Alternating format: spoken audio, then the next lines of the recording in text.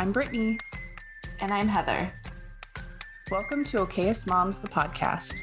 A place to be more than just mom.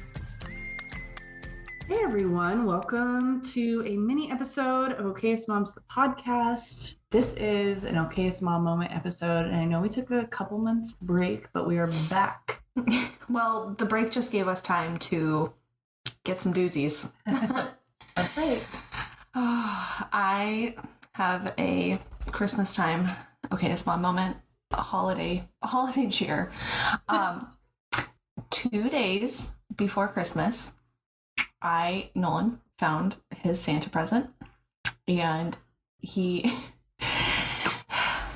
I hid it. So in our house, we have like a mudroom area right off of our garage door, and it's got a bench situation, and the bench lifts up, and there's storage underneath.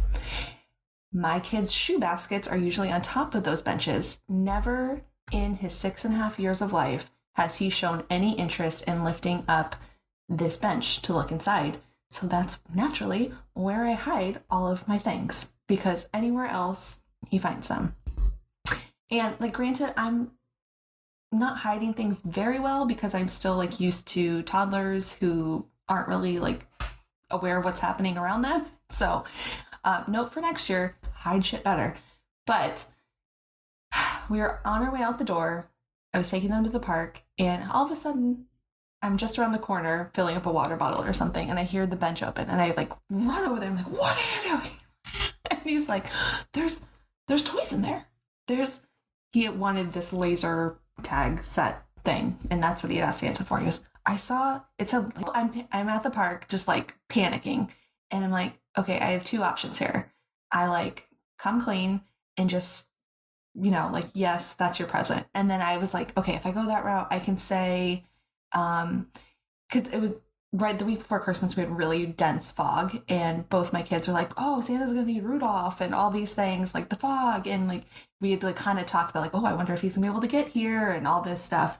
And I was like, okay, I'm just gonna say like Santa dropped it off early because he was worried about the fog. Like, okay. And or my other option is I just like gaslight him and say there's nothing in there, which like I had already kind of started when I shoved him out the door. Oh my God. So, and I'm like, he's only 6, and like Isla full on hardcore believes. Like she doesn't, not even a whiff of, she's full, like she's not got a clue. And so I'm like, well, if you tell one, then the other one's gonna like it. And I'm like, well, I'm not ready to give up Santa yet at these young ages. So what do? I text SOS to all of the neighbors and like, who is home right now? And then one across the street pipes up, yeah, what do you need? Okay, here's what I need. I need you to go into my house. I need you to open this bench, and I need you to move the toys to another location in the house. And thankfully she did it. She was game. And so we get home, I open the bench and I go, wait, is this where you said you saw the toys? There's nothing there. I don't know what do you mean? And he's kind of just like looked at me like, well, there were toys there. And I felt like such a dick because I'm like, I am just full on gaslighting this kid right now. And he never mentioned it again. So Christmas was saved. How did he react when you opened that? So Santa doesn't wrap presents in our house. So it was just like out on Christmas morning. And he kind of said like, oh, like I got the laser tag set I wanted from Santa.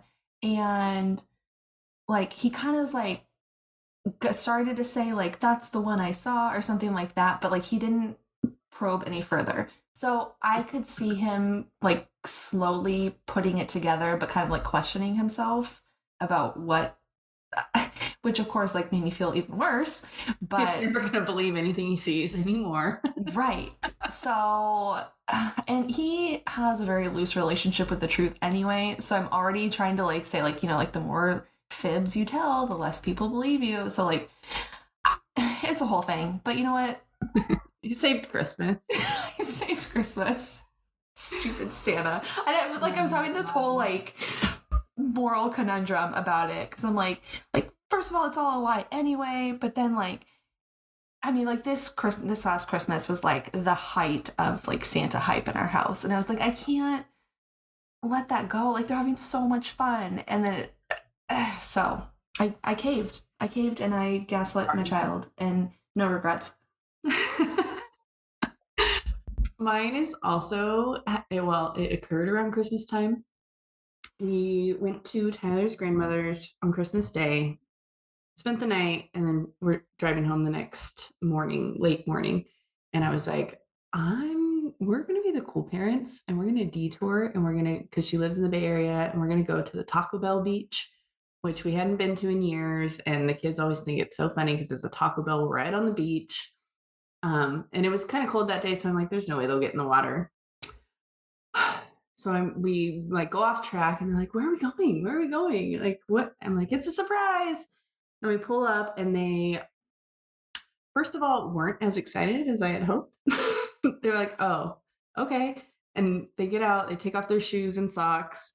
They end up being soaked. They like start just running from the waves, and then their feet are getting wet, and then their whole bodies are wet. It was freezing cold.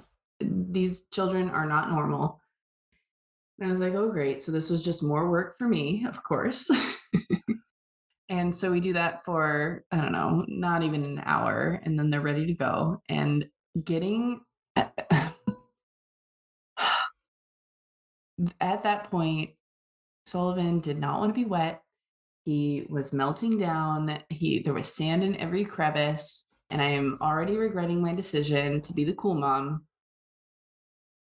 And he didn't want to change his pants. We had extra clothes, but he didn't want to change his pants in the van. So we were like, do we go in the Taco Bell bathroom, do this? It just ended up like being this huge regret. And I'm here as a cautionary tale to say, if you have this ping to be the cool mom, don't do it. No, It's never worth it. No good deed goes unpunished in motherhood. So yeah, and then everybody was cranky the whole ride home. So never again.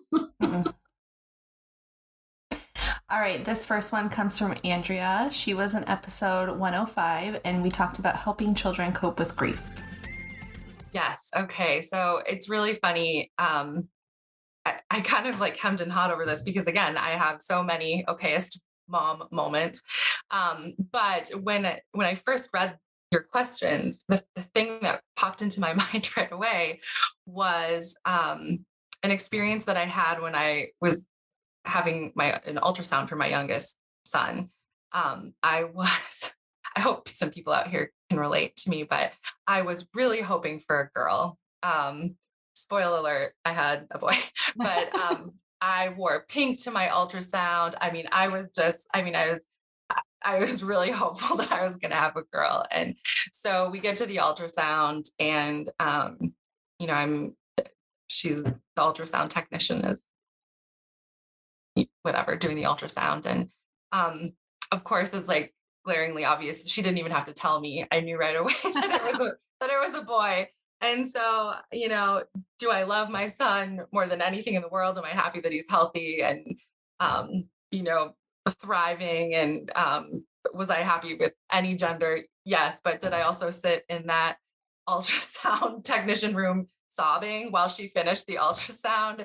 Yes, I did. And and I think one of the reasons I thought this was really appropriate is because I really thought of what I was hoping for, as a mom with hopefully a daughter. But hopefully if Will ever listens to this, I love you, Will. But the funny part about this whole thing is later on, my husband had recorded this, and in the background on the radio during the time we found out he was a boy, there was the song.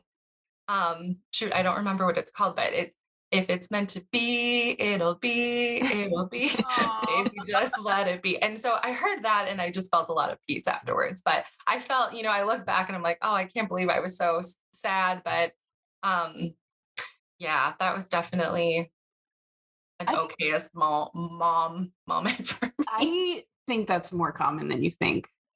People just don't talk about it because, of course, Yes. Yeah, I don't think people are willing to admit that. I was slightly disappointed I was having a girl. So maybe we can trade. Okay. Do you think our children would mind? Mine would not. My daughter would be very happy to have a new mom. She tells me daily. So Can't wait for those stages. I'm sure they're coming. But yeah, it's so interesting because I had a really tough time getting pregnant in the first place. So there's so much guilt that comes along with any sort of expectation either way, because there's a lot of pressure, to just be happy with, the pregnancy that you're having. And I was, and I am, and I love my kids more than you guys know this, your moms, but yeah, I think you're right. I think it does happen more often than you think. And it's okay. It's yeah. it's Well, and okay. for me, it was kind of my first foray into you have no control over anything. And any one of your expectations, no matter how big or small, are just out the window because they will never be met. And welcome to the shit show. All right. This one was submitted by an anonymous source.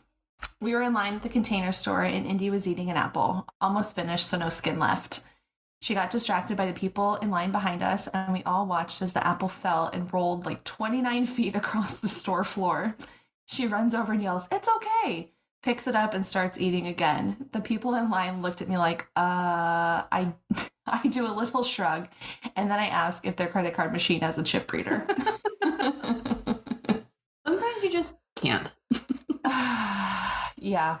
And I can just picture how sticky that apple was. That picked up every piece on the ground. And oh, man. You know what? But at that point, it's too far gone. What are you going to do? It already happened, right?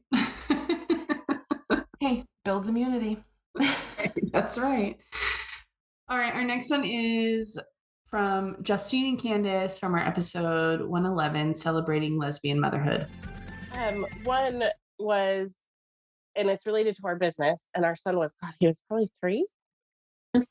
He was little, and we had a delivery, and this cake, it was a 4-tier wedding cake in July. It was the worst delivery oh my God I think we've ever had in July, up to Ione through Weavy traffic. And I was which is about an hour and a half away from where you are. In 100, I think it was 106.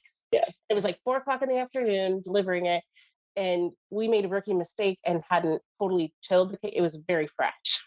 Yeah. Very fresh. And it was his nap time. So we're okay. I was stressing. So we delivered it. It was a long drive up there, delivered it, cussed at each other the whole drive. But he had fallen asleep when it came time to deliver.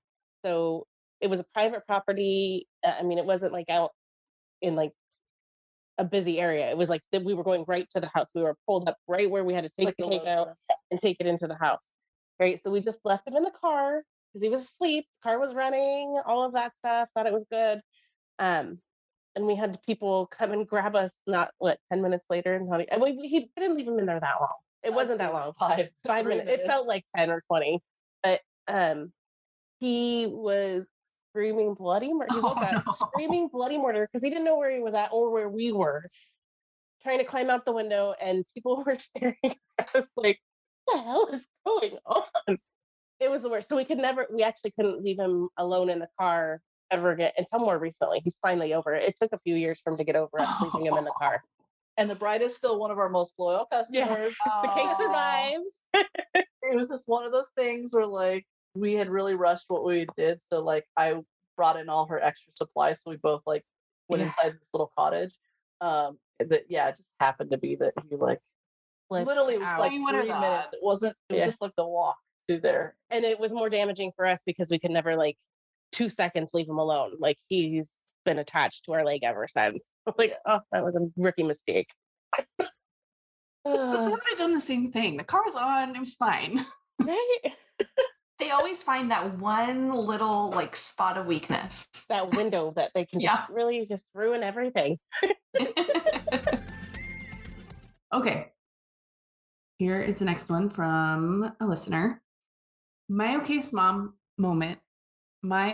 moment happened just this morning when I couldn't get a moment of peace to throw my hair into a ponytail.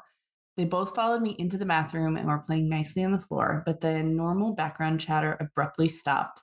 As I turned around, I found my 1-year-old sticking her fingertips in the toilet and then sucking on them. while my son sat there looking with his mouth wide open in disbelief. Oh, God. Thanks, brother, for just watching. I wonder how old the older son was. Let him do it. Silence is always suspicious. Oh my gosh, especially at that age. Mm-hmm. Well, we love your stories. Thank you so much for sending them in. Please keep it up. You can submit your own Okayest Mom Moment story at okayestmoms.com/OMM, or you can call and leave a voicemail. You can hear your voice on the podcast. You can call 916-778-0545.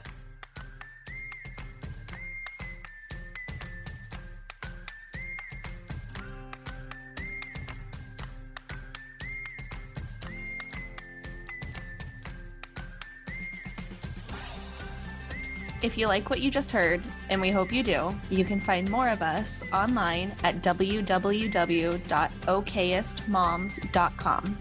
We're also on all social media platforms, Pinterest, Facebook, Instagram, Twitter, at Okayest Moms Blog. Or if you want to, you can send us an email at hey@okayestmoms.com.